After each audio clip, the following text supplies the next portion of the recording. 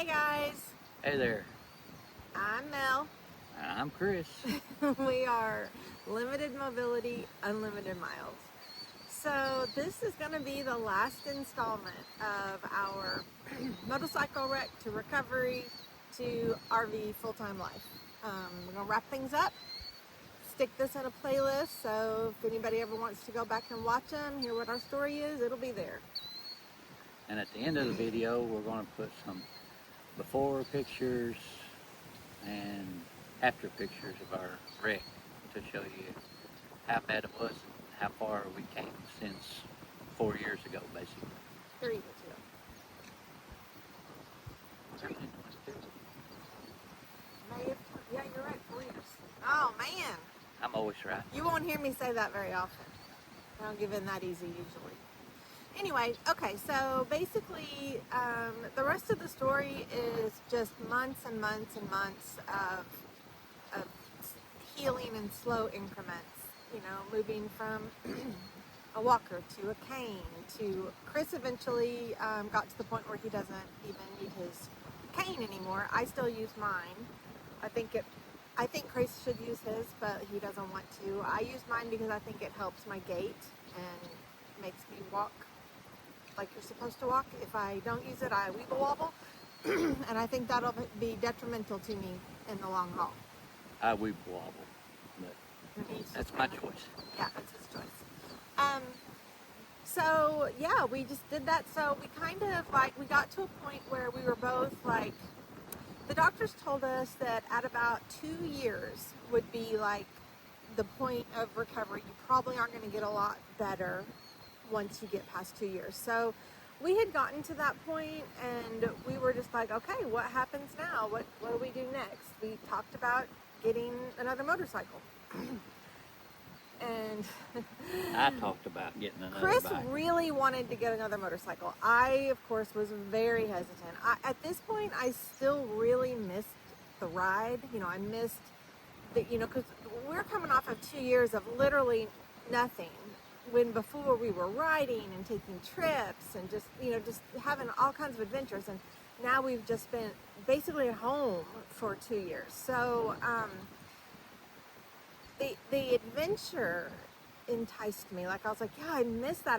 But the thought of getting back on a motorcycle was terrifying. I still, to this day, won't even drive a vehicle because I am afraid. I don't trust my right leg to do what it needs to do if an emergency happens. And a lot of it is psychological, but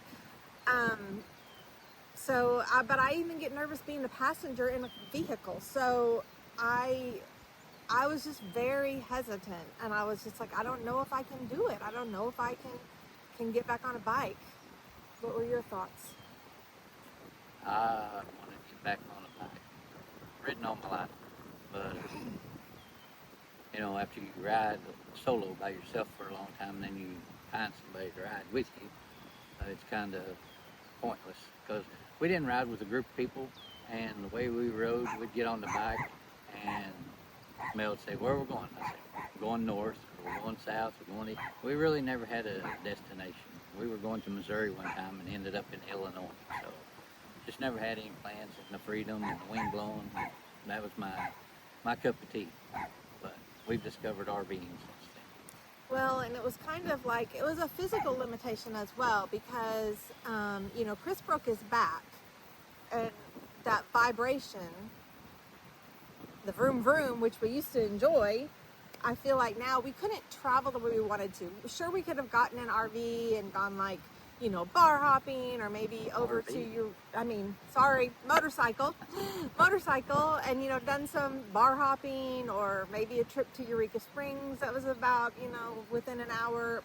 But we wouldn't be able to do those 1,500-mile weekends and really explore and enjoy like we had been. So I had pretty much resolved myself that we were not getting a motorcycle. Chris took a little longer. I still want one, but I can't ride one. And I'm very envious of every time I see a Harley. And I always say, "Oh, there's a Harley, but it ain't as pretty as mine was." Yeah, his bike was beautiful. You'll have to put up a picture of your bike too with those last pictures. But anyway, so my bestie Stephanie was over. She used to come over every Saturday before we hit the road, and we were hanging out, just sitting around the fire in the backyard, having some drinks, and she started talking about RVing, like getting a camper, and I was like, what? No, I'd never even thought about it before. And she's like, oh my gosh, that's my dream. That's what I want to do. That would be so great. And Chris is all like, yeah, I'll do it, blah, blah, blah. So that's kind of where that idea came from. And at first I was hesitant because I didn't want to spend the money. And I was, we're coming off all these hospital bills and everything. And I was like, oh, I don't know. So we, but then I don't even remember. Just one day I finally said, let's do it. And Chris was like, bye. Well, before she and I met, my retirement plan was to retire at 58, sell what I had, throw in a lawnmower and a weed eater and buy a camping trailer and just travel for several years. With his motorcycle. With my motorcycle. After I retired. So I retired, still rode the bike for a few years, and then the accident Well, he happened. wasn't married when he made this retirement plan. Yes, I was single. He had a single retirement plan, and now we're a married retirement plan. Yeah, the single days. I did? And? Oh. Okay, so anyway, so Chris and Justin went out and shopping around, and anyway, we ended up buying a pretty old, pretty basic travel trailer, and had that for a little while. Definitely would not have been able to live in that one. It was small and it was old, and anyway, we ended up taking the roof off of it. Went under a train trestle that said 11.6 on it, and it was just, we didn't feel it, but we drove underneath it, and we stopped and looked at it, and there's no way to back up or anything after you made the commitment to turn. And it was right off the road, just and like. And it said 11.6, so I thought, we're good. So we drove under it real slow, never felt anything, got to the campsite, backed in, started getting things set up, opened the camper door, and had holes in our roof where we had drug the air conditioner and all the vents off. So we packed stuff back up, headed home, and went back by the train trestle, and there was a guy mowing. He told us, it happens all the time. They've come in and they've paved the road several times, but they've never changed the height limit. And he told us how to get out of town and stuff. So we turned that in. The insurance got us what we have now. We love it. It's got 3 slides, bumper pull, and then the insurance canceled us. Oh, that was down the road. That was way down the road. That's not even the story for this video. But anyway.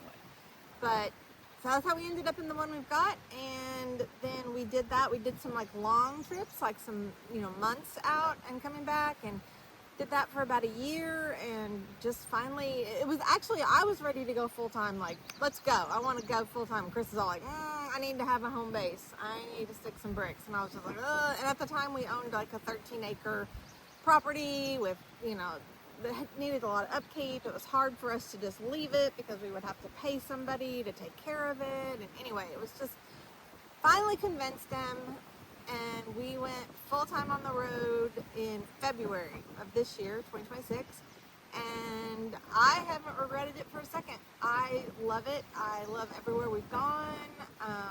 We've stayed at some great campgrounds. We've stayed at some not so great campgrounds, but I feel like any adventure, whether it's good or bad, is an adventure and a memory made. And so I am thankful that we are here, we are together, we are able to live this life.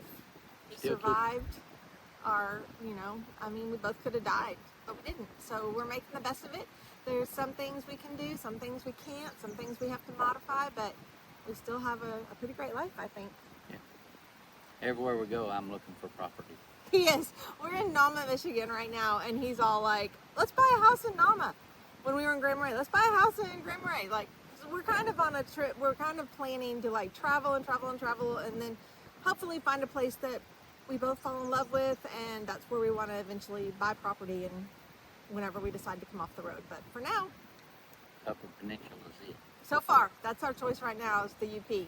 But we haven't been a lot of places, so we're just getting started. Anyway, that's it. That's all I got. Yeah. Like I said, at the end of this, I'm going to attach a bunch of pictures and stuff. No commentary. I'll just play some music. I hope y'all watch it and enjoy it, and come back and watch us on our RV. Yep. So this will be our last Sunday video, just Wednesdays going forward and just RV stuff. So I hope you follow along with us. We'd love to get to know y'all better. Subscribe, like, comment if you're feeling it. And that's it. That's the end of this series. I plug my videos. Sure. I have a separate YouTube channel about my life. It's called A Life Lived, and I have lived a life, and I'm on there telling my life story. Basically, it's a thing for my kids to have when I'm dead and gone, and they can look back at how their old Paul and everybody lived, and my stories. I grew up in a small town, went off to the military, joined the state narcotics drug task force, worked undercover for years, worked at the health department, and I got a lot of stories. And I don't edit nothing. I just ramble on and tell my story, and I upload it. That's what you get. But they're interesting, I promise. All right. Thanks for watching.